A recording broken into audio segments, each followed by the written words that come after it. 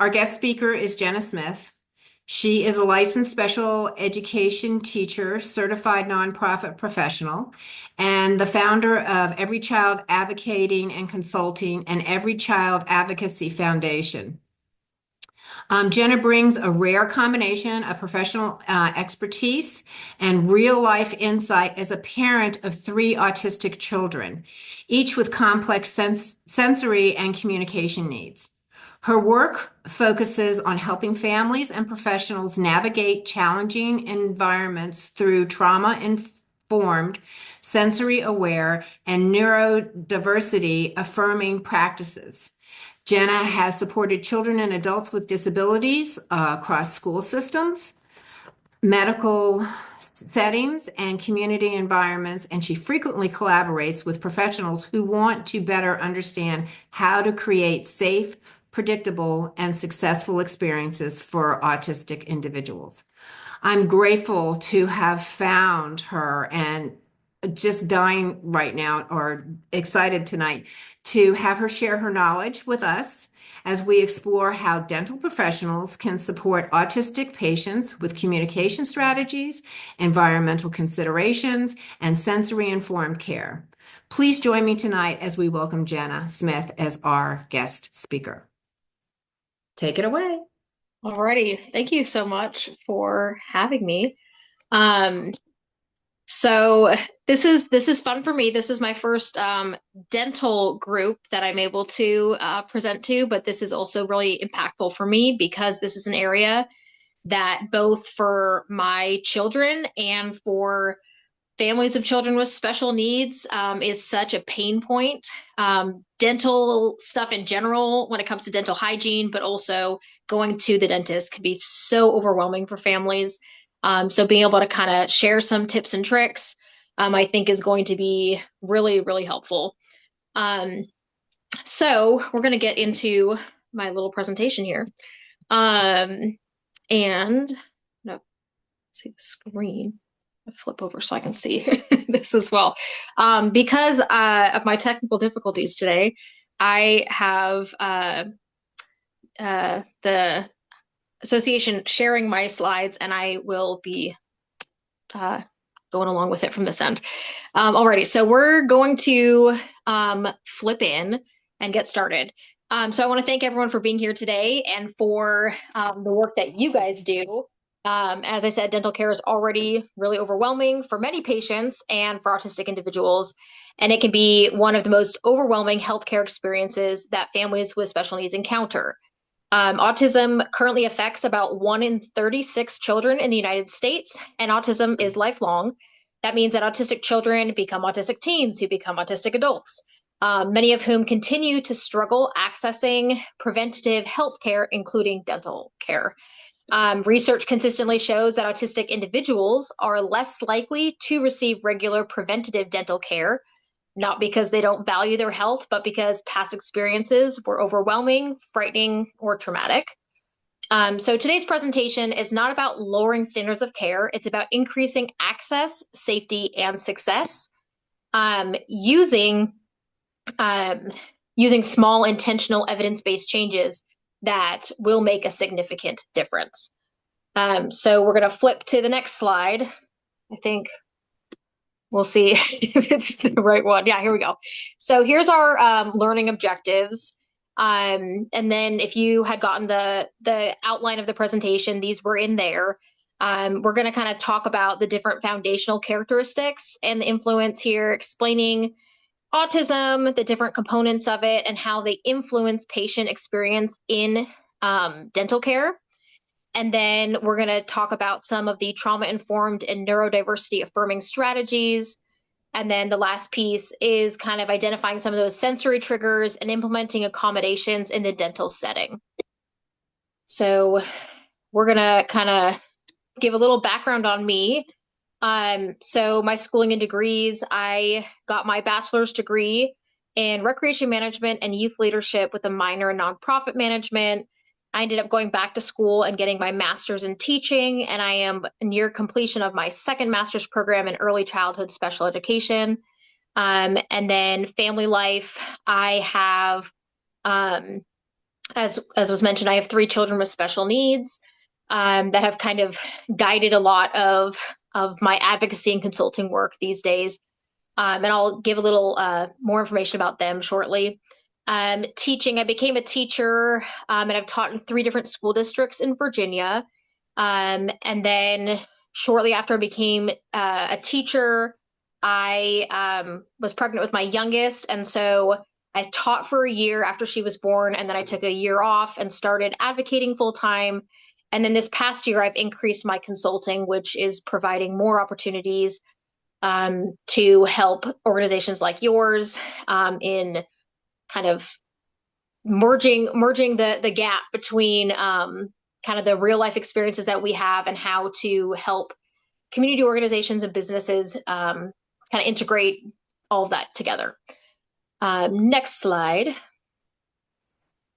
Alrighty, so I'm going to delve into a little bit into my kids. Anthony is my oldest. He is 8 years old. He's in the 3rd grade.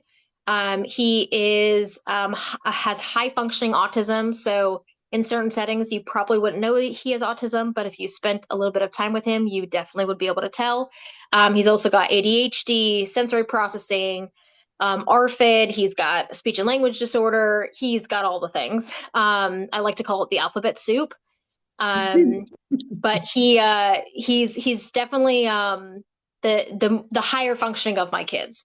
And so the next one is my son Jackson. And I don't know if I even updated his age on this next slide. But 5.5, he just turned 6 on the 23rd of December. So he just started kindergarten. He is in what they call a self-contained class, which means all of the kids in his class also have autism. He's got profound autism. He, like I said, just turned 6, and he, up until he was probably 4.5, was not talking at all. Now he talks all the time, but he doesn't always say things that make sense. He has the kind of same things as his brother. He's got the sensory processing, the ADHD, but he has a few other things. He's got a lot of aggression, kind of behavioral problems, elopement. He will take off his clothes. His sensory issues are a lot more heightened. He has severe insomnia. He's really impulsive, and he has some dissociative episodes. And then flip to the next slide, which is my daughter, and she is 3. She was just diagnosed with level 2 autism, which is smack dab in the middle of the other 2 this summer. And she also has diagnosed hyperactivity, sensory processing, and speech delays. So they often say that no kid with autism is the same. And I have really been able to understand that from this perspective because I have 3 and they are very different. And yet there's a lot of overlap as well. So we're going to flip to the next slide. And this is a little bit of background on my businesses. So the way this actually works is the Every Child Advocacy Foundation is a 501c3 nonprofit, and it owns the advocating and consulting company. We provide educational advocacy for families across the country. And because of the nonprofit model, we're able to provide pro bono support for families that need it and do a sliding scale for all other families to ensure access to anyone who needs support. And then the nonprofit side also is kind of driving things like this, where we're spreading information about autism and children with special needs, adults with special needs, and how to just integrate things and society to be more equitable and accessible for all. So you can flip to the next slide. Alrighty, so real quick before I dive into this, so I work in special education, disability advocacy, obviously a parent to those 3 autistic children. So I have been a caregiver, a teacher, a manager, a tutor. I've been all the things. And so I am able to come with this information from a variety of angles. And I've sat in waiting rooms many times, just waiting for the moment where my kid is just going to be set off and lose it. Or we've come in and I'm dragging them kicking and screaming, knowing they need to be there, but this is going to be a pretty traumatic day. So what I'll be sharing today is grounded in research, best practice, and most of all, very lived real experience. So we are going to delve into all this. This was all in the outline, but these are the kind of breakdown of what we're going to go through. So why don't we go to the next slide? Alrighty, so this is where we're going to get into the meat of it all. I'm going to start with what autism is and what it is not. So autism is a neurological developmental difference. It's not a behavior disorder. It's not caused by poor parenting. And it is not something that can just be fixed. Autism affects how a person processes sensory information, communicates, regulates emotions, especially under stress. Autism exists on a spectrum, like I said, with my kids being all over the place as well, which means that the support needs are going to vary as well. Some of your autistic patients will speak like my oldest son, who, like I said, sometimes you won't even know that he has autism. Then there'll be my younger two that have some limited speech or are nonverbal, and some may use AEC devices, which are tablets for communication. They might use gestures, or they might just have behavior that is how they're communicating.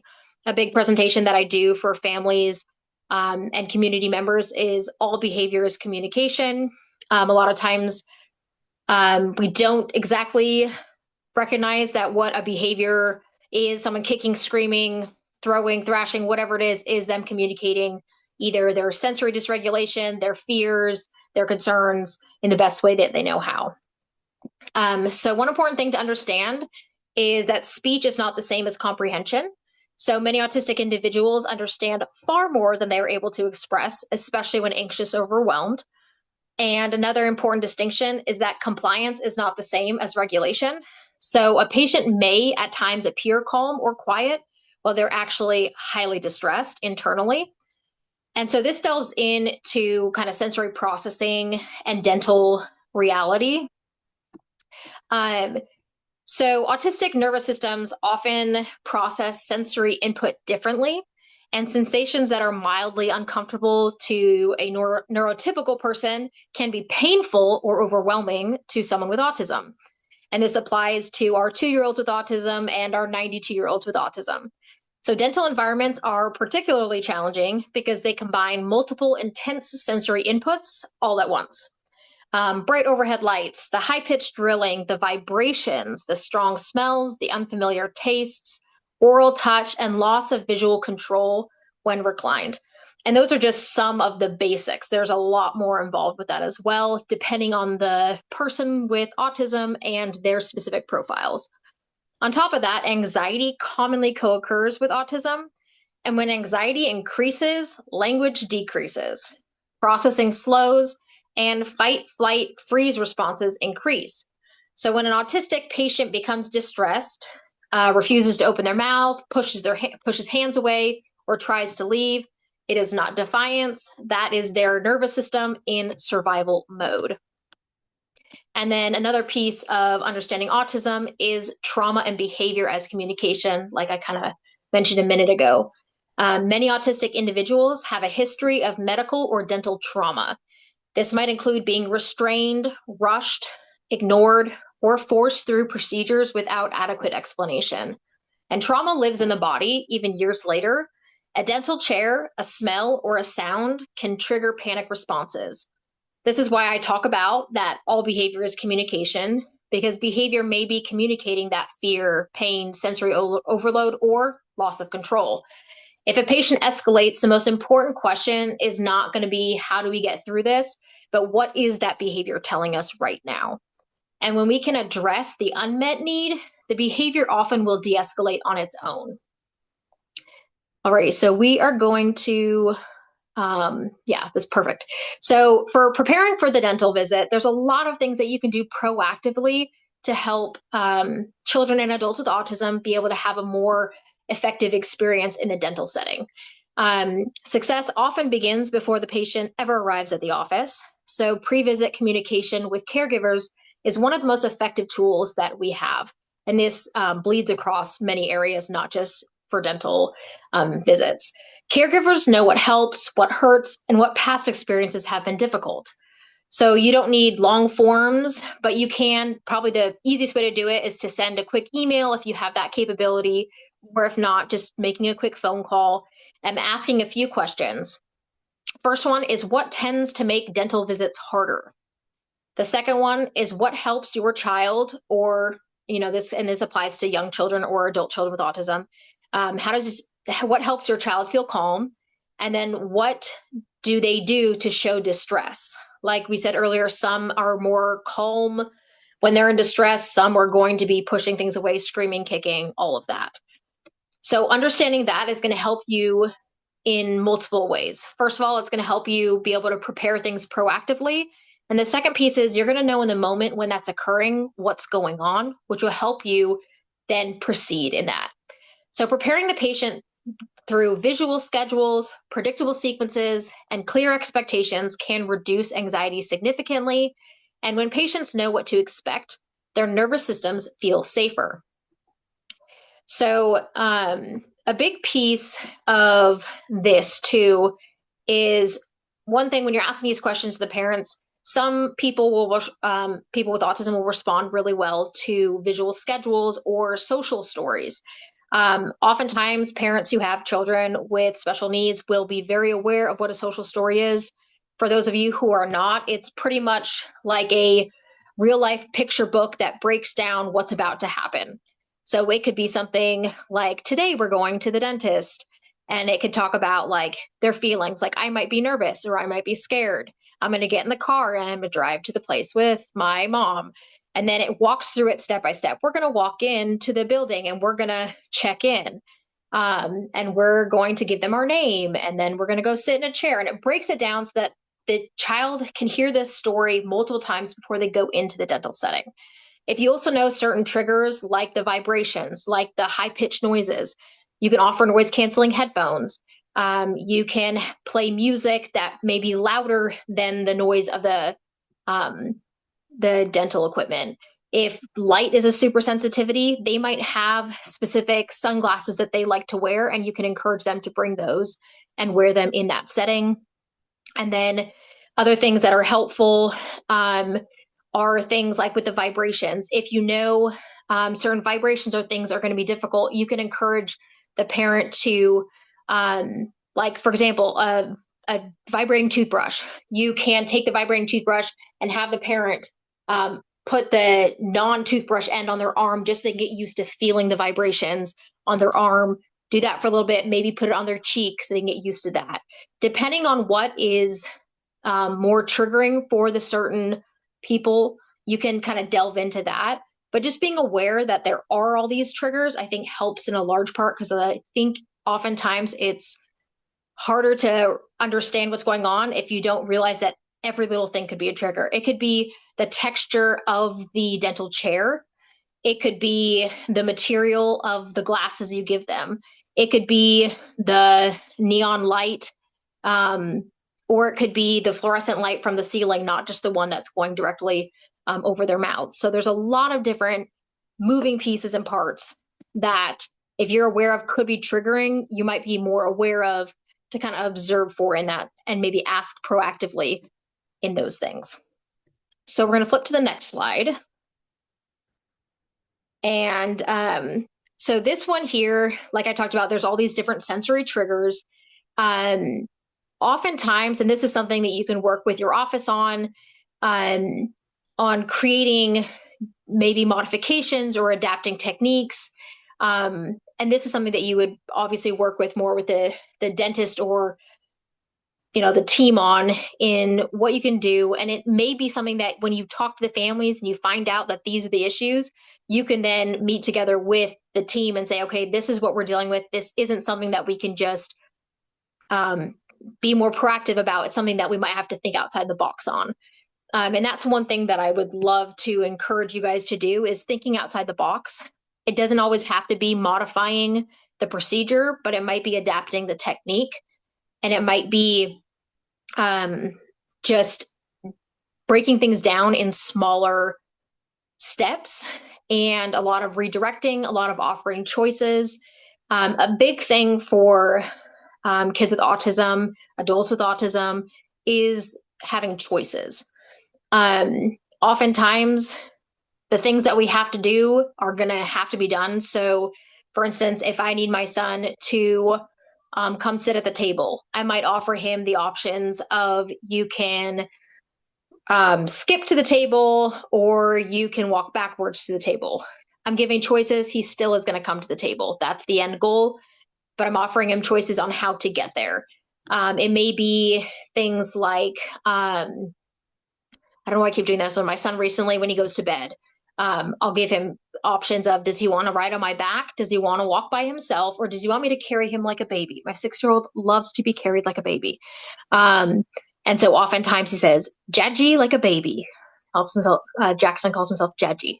So he'll say, Jadji like a baby. So I'll hold him like a baby and carry him up the stairs. But other times he says, walk by self.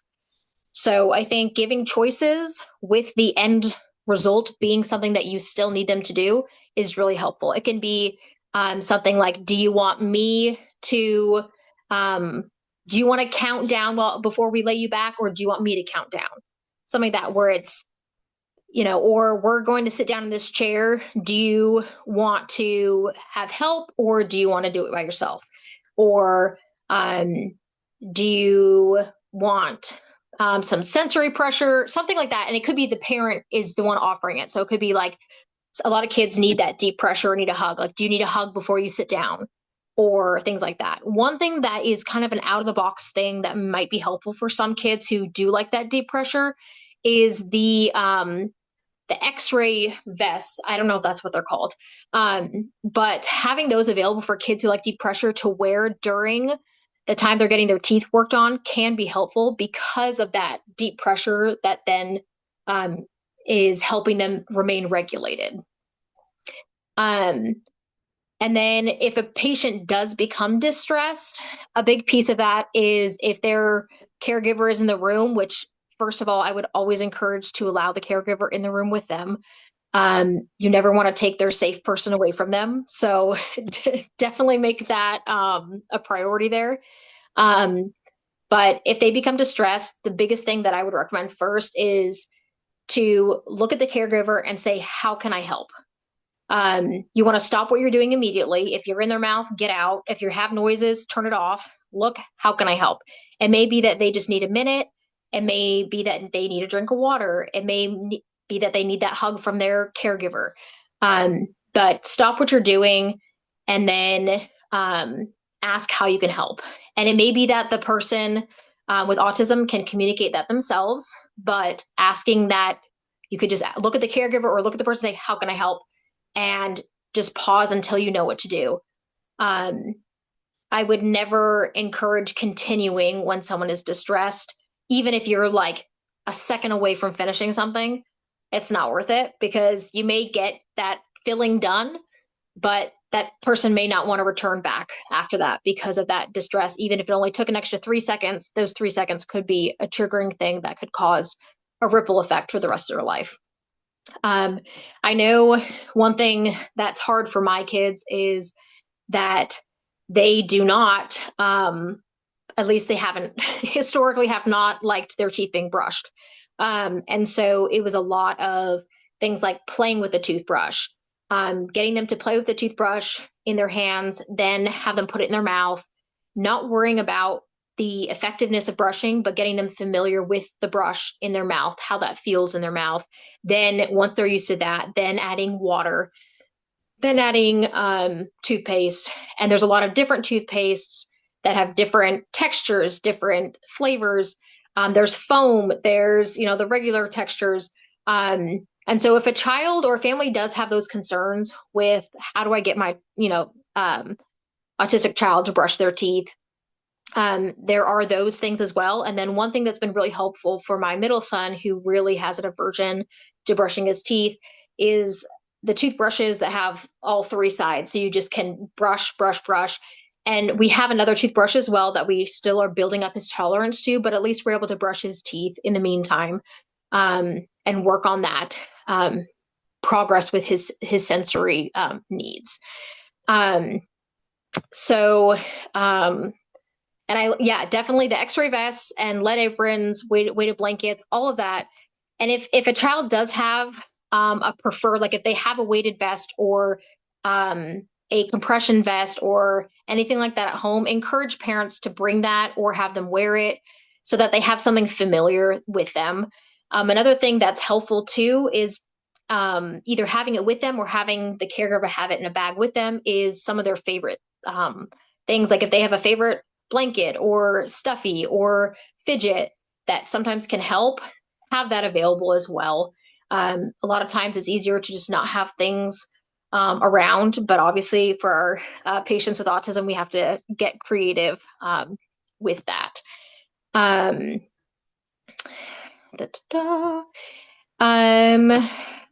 Okay, so when possible, dim overhead lighting, reduce unnecessary noise, limit the number of staff interacting with the patient, and keep it consistent. So if you have someone who has to come in a bunch of times, try to keep the same dental assistant and the same dentist that are there consistently, same person who greets them each time.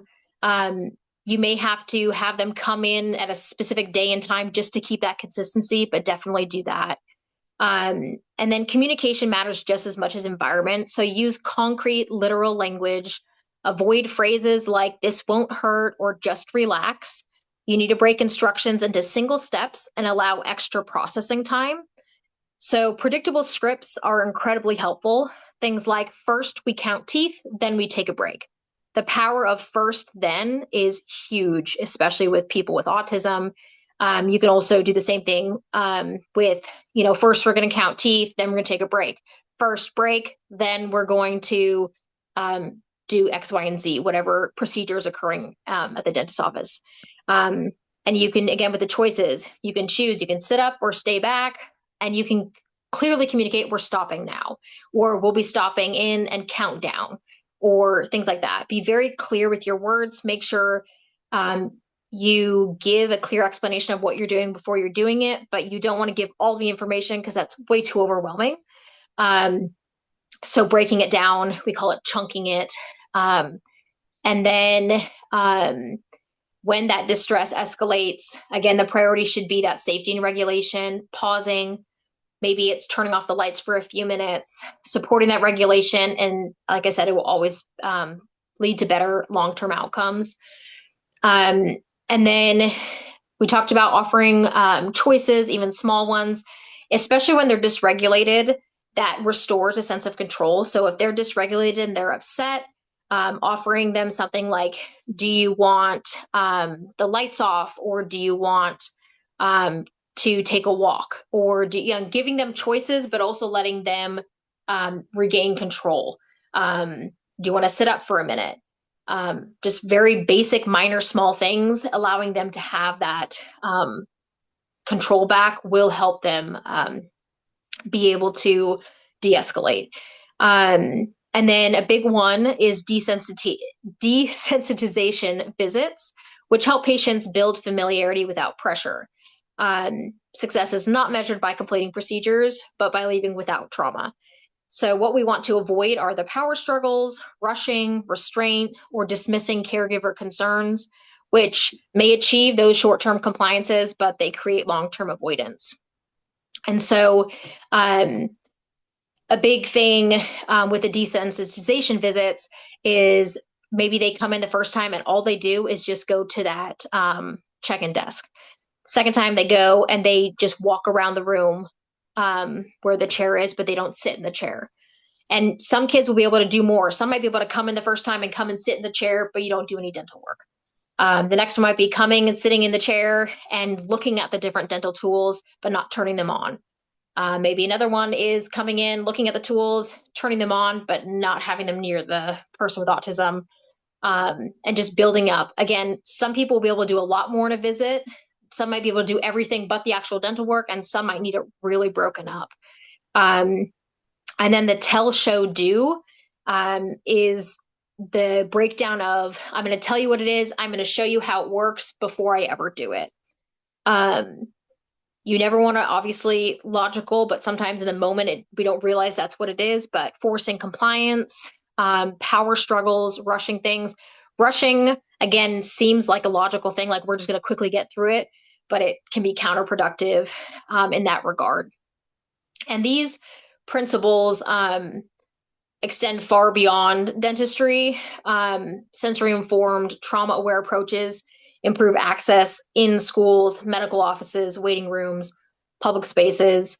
Autistic patients don't need perfection. What they need is compassion, and they need understanding, they need flexibility, and they need safety. And when autistic patients feel safe, trust grows. And when trust grows, care becomes possible. So is there another slide on here? Can't remember what I have on. Oh yeah, okay, perfect. So a big piece of this training in general, being aware of some different characteristics of people with autism and some of their needs kind of bleeds out into the community settings. So I think a big piece of this that we had talked about initially was if you're out in the community and you see someone that you are going to maybe assume has autism or has some special needs, if you're in the grocery store and they're throwing a tantrum or they're having a fit, I'm hoping that you can think of some of these things that we've talked about and think of ways that you can, maybe it's just have compassion in that moment. Maybe it is asking how you can help. Maybe it is just letting the parent know or caregiver know they're doing a good job. Maybe it's letting them cut in line in front of you so that they don't have to wait as long. A lot of things that we don't necessarily think of right off the bat for things. Once we start kind of delving into this world, we realize there's a lot more things that we can do to be inclusive and collaborative with people who have special needs in a variety of different settings. I think a big thing that I have done recently, because again, I have my children with special needs, when I'm in a waiting room and there's even kids, maybe they have special needs, maybe they don't. Maybe they're just running around, they're being loud, crazy. And you're going to have people that are frustrated by that and will judge the parents or will make comments. Being a parent, as anyone who's a parent knows, is hard enough. Raising a child with special needs is hard enough. And being in environments that are overstimulating, overwhelming, and not ideal for kids or kids with special needs is really difficult. So when I'm in those situations, when I'm in a waiting room and I see these kids, I smile at the parent. I make a comment like, your kids are really cute, or like, thanks for brightening my day, something really small just to alleviate some of that stress from the parent or caregiver, especially in those situations that kids can feed off of the stress of those around them. And if their parent is upset, they're going to feed off of that. There's actual the way the neurons work in the brain of they will feed off the co-regulation of their parents. So when they're upset, they need their parents to be calm to help them be calm. So the same thing applies kind of in those settings where if someone's upset with them in public, they're going to continue to escalate and things are going to get worse. If you're in a grocery store and a kid is throwing a tantrum in the middle of the aisle, if the parent looks distressed, ask if you can help. I also try to not say, can I help, but what can I do to help? Kind of giving opportunities to give them something to say. And it might be like, do you need help finishing your shopping? Do you need help? And I don't ever try to do anything to intervene with the child. I let the parent kind of handle that. But I will say, like, do you need me to push your cart while you hold your child? Or do you need help grabbing a couple things? Do you want me to go grab something and come back with it while you're handling this? And again, just saying you're doing a good job, things like that. And I think the other piece is just finding opportunities. If you do know that you have a lot of clients that have special needs, find opportunities to volunteer in their schools, community groups that have different activities on the weekends, finding ways to build community partnerships, volunteering, and getting to know more about the population. And then finding ways to just increase your knowledge and awareness of things as well. It could be that if you have a parent who is showing those social stories to their kids, that you could ask for a copy of it so you could be more aware of what their child is learning with regards to coming into the dental setting.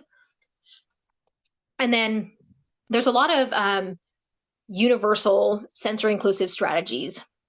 A lot of times it's going to be some kids are kind of more obvious with the lights, with the sounds.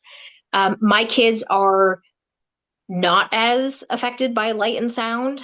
They are definitely, it's the overarching things are, it's called proprioceptive, vestibular. For them, it's their bodies, the motion. So oftentimes before I take my children into a setting where they're going to have to sit in the dental chair for a long time, even if we're in the dental office and they're not in the chair yet, I'll have them do things like, okay, let's jump up and down and do, 10 jumping jacks. I'm going to give you 5 bear hugs. I'm going to squeeze your shoulders 10 times. I'm giving them things that are helping their bodies regulate before they go into a dysregulatory environment. And again, this is going to be very different for depending on your client, but there are universal things that can help. And that is just having noise canceling headphones or the different sunglasses. A lot of offices just have those. But also encouraging families, if they have them at home, to bring them so the kid has something familiar that they're already used to. And again, it's just asking those questions of what will be most helpful for this family, for this child in this situation. And then I think there's probably, a million other things I could share, but I did not want to dive too deep into anything and then not have enough time to talk about other things. But I would love if anyone has any questions about anything. It can be about something we talked about. It could be something completely unrelated. It could be just about people with special needs. It could be about questions that families with children with autism or special needs are bringing up to you that you might not know how to answer. And I'd be happy to kind of share some of my knowledge with you and help you guys be more successful in kind of bridging that gap.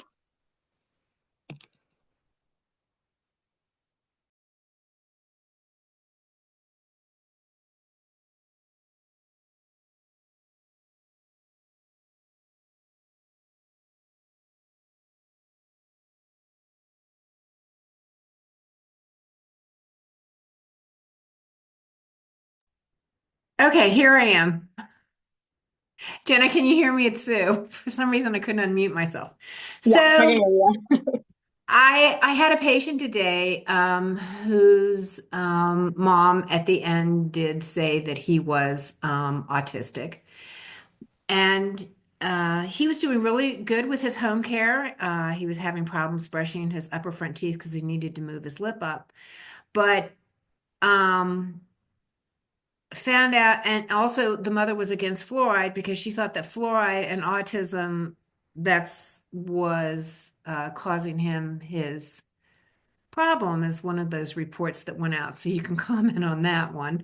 But so what we did was that we decided to have him come in more frequently.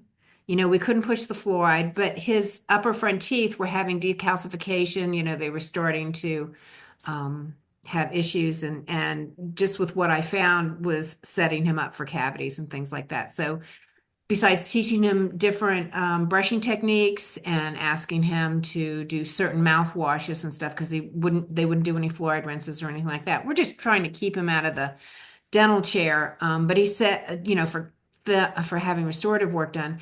But he just said, no, I just don't like to brush at times. And definitely he doesn't like powered brushes because he didn't like how that would feel on him. Mhm. I mean, I didn't comment to what the mother thought that the fact that fluoride and autism went hand in hand or one that caused it. Or so my question to you is, did I go around it the right way of treating this patient and trying to help him and provide positive preventative care? Yeah, I think that this can go so many different ways. I think for an initial situation, you handled it perfectly. I think that coming up with ways that work to kind of have the same end result of, okay, we want to have as much avoidance of the decline of the, of everything going on if they're going to refuse fluoride, which we know is beneficial, having more frequent things there is huge. I think this is where it gets difficult, but I think what you did initially is great. I think that I would continue to approach it in a way like when they come up again, offer it again, say, I know that you declined it last time. I just wanted to, my responsibility is to make sure that I'm offering this to you. And you could say something along the lines of, I know that there are some studies online that look really terrifying that you may be aware of. If you would like, I'd be happy to provide you with some information showing the benefits. And I wouldn't just like hand out something, but I would offer it. And if they accept, then give them the information. Because I think it is going to be, as with most things, exposure. So continually respecting the what they're saying, but also still encouraging it each time. So just because they said no once doesn't mean you have to always accept the no. But next time, if they say it again, you say, I know you said no last time, still wanted to offer it. I could provide you additional information if you'd like. But I think that the way you handled it was perfect. I think that there's no really ideal way to handle it. But I think that with the time and information you had, I think that what you did was great. One thing when it comes to things, if they seem to be a lot more on the no fluoride side. If someone's kind of wishy-washy, you can say things like, because brushing can be harder for kids with autism, the fluoride will help protect their teeth. So when oral care isn't perfect, it's a backup layer of protection, but that obviously doesn't work for somebody who is very Anti-fluoride, anti-fluoride. And kind of breaking down what it is, that fluoride is a naturally occurring mineral. The amount in toothpaste or water is very small, but it does strengthen enamel, prevents cavities, kind of breaking it down to make it less overwhelming and scary, because what you read about it, even if it's completely false, can be really overwhelming and intimidating. So just breaking it down, it's just like what we do with our kids with autism, chunking it, small information, not overwhelming, just this is what it is, this is the benefit, on. No, you're doing great. You do have some other questions. Yep, I see those ones. So if a patient has a good first experience, would they remember it was a good visit at their next appointment, or would it be a totally new experience? So this can go either way, and this really just depends on the kid, and it could just depend on the day.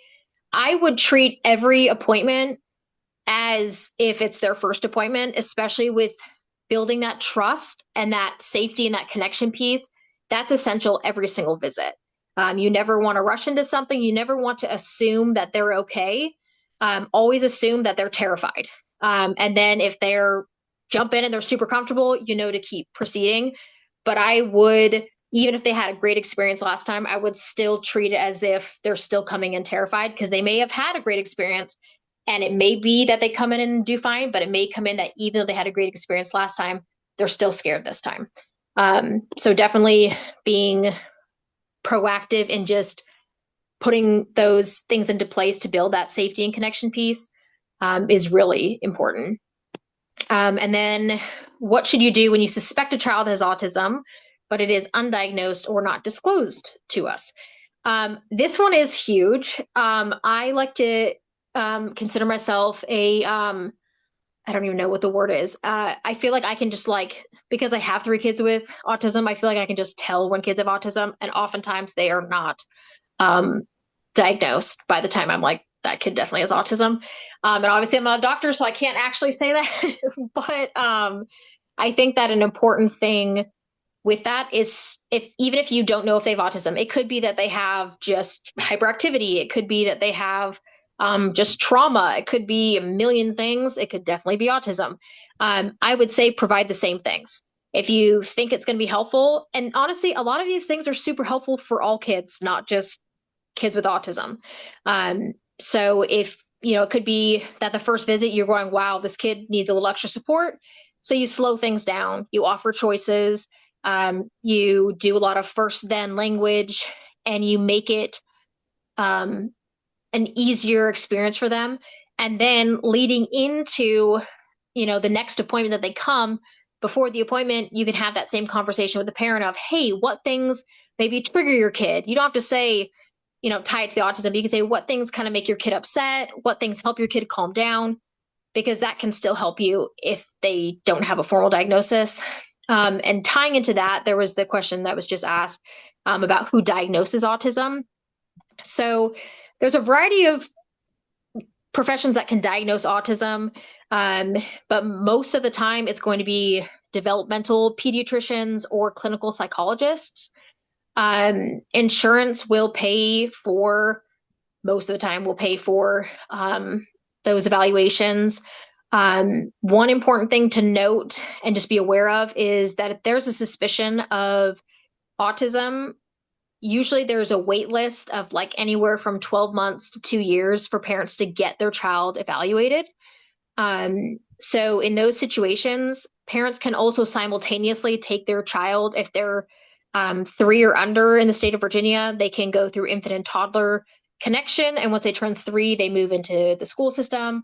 If they're 3 or older, they go through what's called the child find process, which is where someone evaluates them, does testing, and doesn't give a formal diagnosis of autism, but can put supports in place for community and school settings. If they're younger, it's in the home. But if they're 3 and older, they can go into the school setting, get those supports there, and then work on that. The same things exists across the nation. It's the age that's different. So in most places, I think it's 2 or 3. I know Virginia is it overlaps. So you could, if you're between the ages of 2 and 3, you can go either infant and toddler or the school system. So I encourage parents, if they're like, oh, I'm on a wait list, to like go through the school system, get additional support for their families that way. But clinical psychologists or offices with developmental peds will do so. You've got Kennedy Krieger, you've got Inova, developmental peds, pediatric specialists of Virginia, Children's National, all of those in this area can diagnose autism. Some great recommendations for alternatives for fluoride. Yeah, that's a great way to word it. I've noticed that, that had a hard time. Are these something, what can help? And yeah, a lot of times it's something super simple like that. A cue phrase, a little tickle in the cheek, a high five. It can be something so simple. So those are great recommendations there. Did anybody else have any questions? Oh, here's a. Yeah, I just put one in there. It was texted to me. So there you go. Yeah. So and this one is hard. I would say, and this may be, and this is going to be into the different insurances. Some insurance companies will accommodate if there's a diagnosis of autism or behavioral challenges. They have alternative things. So billing can accommodate for some of that depending on the insurance. So different offices would have to look at their different billing codes for the different insurances. A lot of times they'll have like something you can bill for an extra 15 minutes or an extra 30 minutes for the different behavioral challenges. So if they're requiring a fee, the one thing I would say, if your office is requiring an out-of-pocket fee increase because of a child's disability, the likelihood of them continuing to come for the long haul is not likely, unless you're extremely phenomenal and they're made of money. I know for me, if I go to a provider and they are going to upcharge me because of my child's special needs, I'm furious and I leave. Because I'm already exhausted enough by the time I get there, and it's taken me so much. Money is so tight between the therapies and everything I have to do for my kids, that if I have to spend extra money for the extra time, I'm going to go somewhere that's going to put the same care into my kid and not charge me extra. And that may be like super petty of me. But at the end of the day, the exhaustion and the mental fatigue is so significant. If you can get the insurance company to pay for it, great, go that route. But if it's something that you're going to require, I would not require it out of pocket. I would write it off. I would just suck it up. I would volunteer your time to say, I will spend an extra whatever amount of time on my shift and volunteer to come in and help, whatever it is. But I would not have that. I know that there's ways for insurance companies to do that, but I do think that you just want to provide the extra time. Honestly, especially for some people for their initial appointments, I would block off as much time as I needed. For some of these kids, I might ask the parent, do you think that, if it's a cleaning, I might say, do you think you need an hour or do we think you need more so we can make sure that they're comfortable?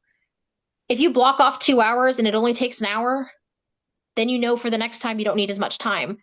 But it's much more important for these kids to have a positive experience in a dental setting so that throughout their life, they have that trust in the system, because dental work and having good dental hygiene is so important and so impactful for their dental health, but their physical health as well. And if you can create these positive experiences for these kids and these families, you're getting repeated customers.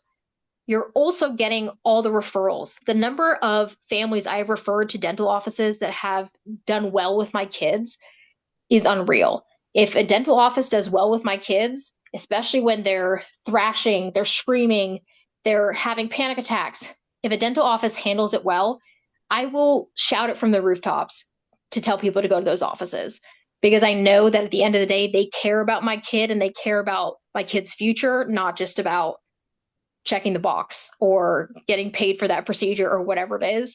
And I think sometimes we get so wrapped up in the hustle and bustle of life that we forget that these moments are so impactful for families. And for you guys, it's just another day in the office. But for these families, it might be the only time or the first time they've come to the dental office or the first time they've come in years, or it may be the make or break that has this kid be willing to come again.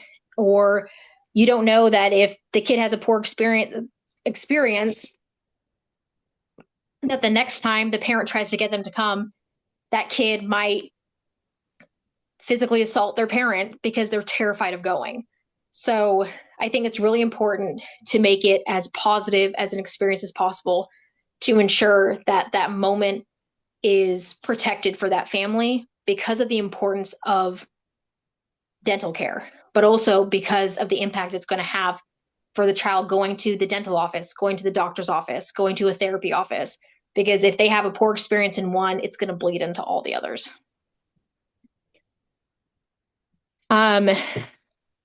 Yeah, it can definitely be great to do scheduling as a last patient of the day, especially if you guys are willing to stay after a little bit later if it takes longer.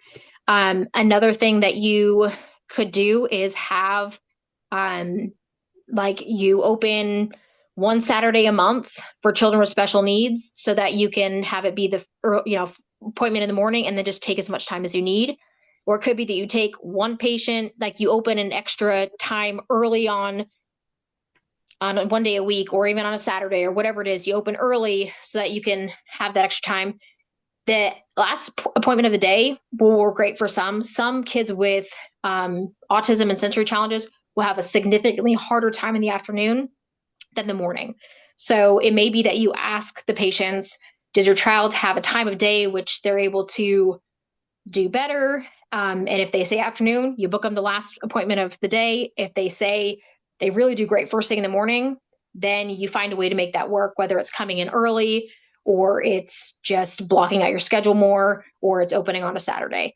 I really do think that Saturdays, which are hard for everyone to be open, are huge for families with autism, because you're going to have more support from the parents. They're not going to be as rushed because they don't have to get to work and they don't have to get their kid back to school or whatever it is.